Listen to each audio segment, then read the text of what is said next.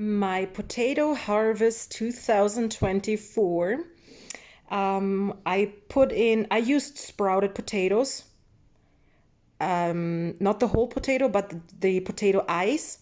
And I had 20 potato eyes, and I got 11.2 kilograms. Last year, I had 2 kilograms of sprouted potatoes. I didn't use the eyes, the whole sprouted potatoes, and I got 4 kg last year. So this year for me is a highlight. I love it.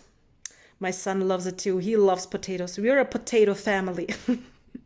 I hope next year it's gonna be even more.